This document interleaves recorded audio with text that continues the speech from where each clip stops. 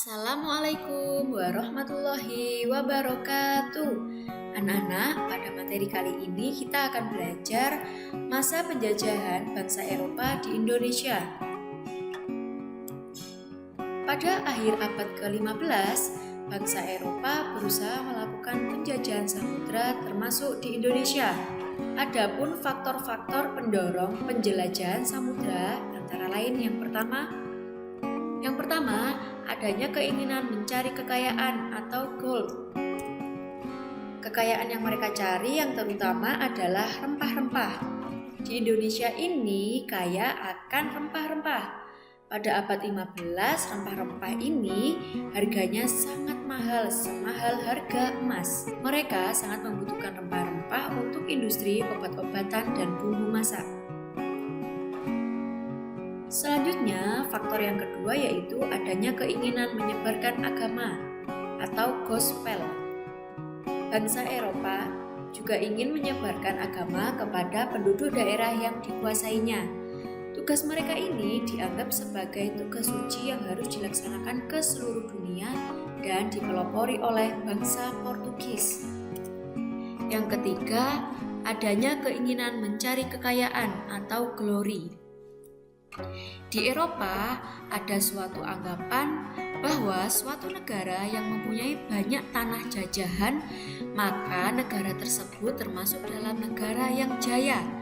Dengan adanya anggapan ini, negara Eropa berlomba-lomba untuk mencari tanah jajahan sebanyak-banyaknya. Yang keempat, perkembangan ilmu pengetahuan dan teknologi. Ilmu pengetahuan dan teknologi berkembang sangat pesat. Contohnya seperti dikembangkannya teknik pembuatan kapal yang dapat digunakan untuk mengarungi samudra yang sangat luas. Yang kedua, ditemukannya mesin untuk persenjataan. Senjata itu dapat digunakan untuk melindungi pelayaran dari ancaman bajak laut dan sebagainya. Yang ketiga, ditemukannya kompas. Kompas ini berfungsi sebagai penunjuk arah sehingga para penjelajah tidak lagi bergantung pada kebiasaan alam. Untuk menentukan arah, biasanya mereka berpedoman pada bintang sehingga jika angkasa tertutup awan, mereka tidak dapat meneruskan pelayarannya. Sedangkan dengan kompas, mereka bebas berlayar ke arah manapun tanpa gangguan, baik siang maupun malam.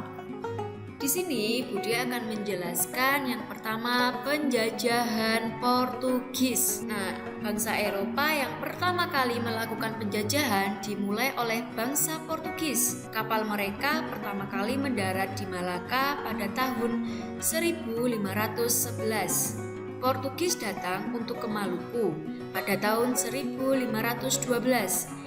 Pada awalnya Portugis datang untuk berdagang pala dan cengkih, sehingga Portugis sangat disambut baik oleh kerajaan Ternate.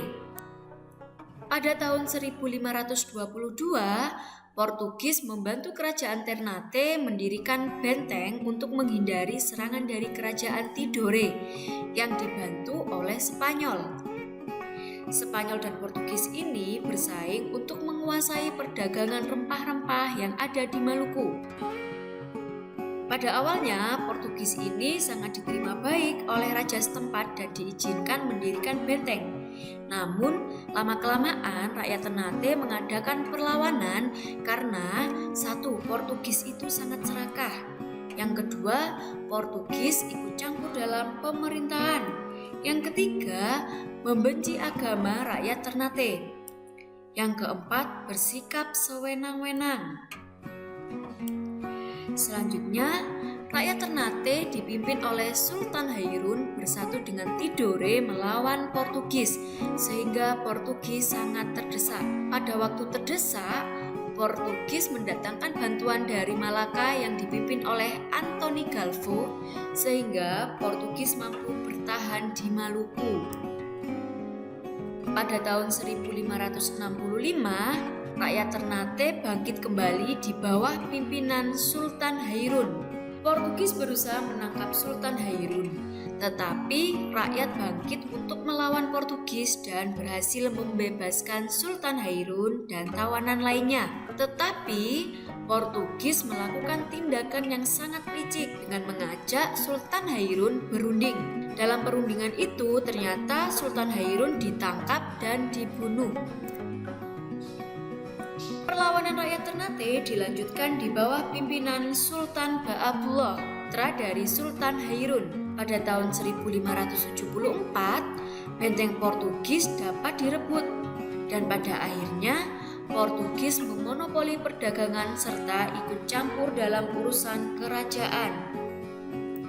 Akhirnya, Portugis berhasil diusir oleh rakyat Maluku pada tahun 1575. Kemudian Portugis menyingkir ke Hitu dan akhirnya menguasai dan menetap di Timor Timur sampai tahun 1975. Untuk materi selanjutnya, berikut Budi akan menjelaskan berbagai peristiwa perlawanan terhadap Portugis. Portugis ingin selalu menguasai perdagangan, maka terjadilah perlawanan-perlawanan terhadap Portugis. Perlawanan tersebut antara lain sebagai berikut.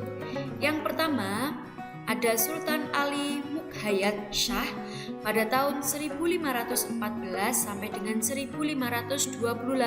Sultan ini berhasil membebaskan Aceh dari upaya penguasaan bangsa Portugis. Yang kedua, ada Sultan Alauddin Riayat Shah pada tahun 1537 sampai dengan 1568. Sultan ini sangat berani menentang dan mengusir Portugis yang akhirnya bersekutu dengan Johor. Yang ketiga ada Sultan Iskandar Muda yang berjuang pada tahun 1607 sampai dengan 1636. Raja Kerajaan Aceh yang terkenal sangat gigih melawan Portugis adalah Iskandar Muda pada tahun 1615 dan 1621. Iskandar Muda melakukan serangan terhadap Portugis di Malaka. Itu tadi merupakan peristiwa kedatangan bangsa barat yang dipelopori oleh Portugis. Semoga apa yang Budi jelaskan bisa kalian pahami dan juga bermanfaat. Budi akhiri, terima kasih. Wassalamualaikum warahmatullahi wabarakatuh.